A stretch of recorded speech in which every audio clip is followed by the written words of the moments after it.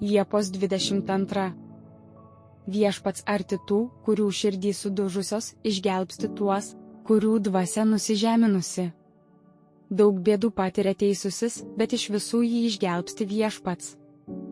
Psalmių 34 skyrius 18-19 eilutės. Teisusis 7 kartus krinta ir vėl atsikelia. Patarlių knyga 24 skyrius 16 eilutė.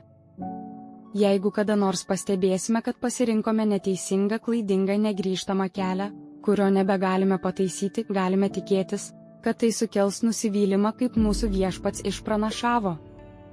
Tačiau viešpats gali leisti, kad tokie atsitikimai atneštų ir tam tikrų palaiminimų, norėdamas suminkštinti mūsų širdis, norėdamas išugdyti mumyse nuolankumą jam, didesnį uolumą, budrumą ir ištikimybę ateityje. Taigi matome, kad net kai kurios gyvenime padarytos klaidos gali tapti laiptais į aukštesnį malonės ir tiesos lygį.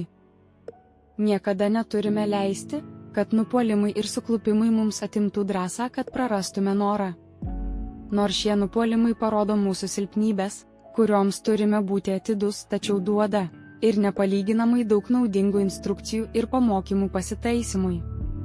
Nepaisant viso to, viešpats nuramina mūsų širdis patikindamas, kad suteiks savo palankumą, atleidimą ir pagalbą kiekviename būtiname reikale.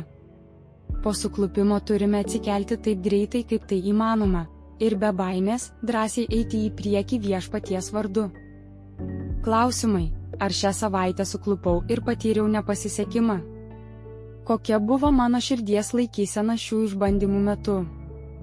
Kokiu būdu viešpats man parodė reikalingą pamoką, palankumą ir pagalbą? Viešpats arti tų, kurių širdį sudužusios, išgelbsti tuos, kurių dvasia nusižeminusi. Daug bėdų patiria teisusis, bet iš visų jį išgelbsti viešpats. Psalmių 34 skyrius 18-19 eilutės. Teisusis 7 kartus krinta ir vėl atsikelia.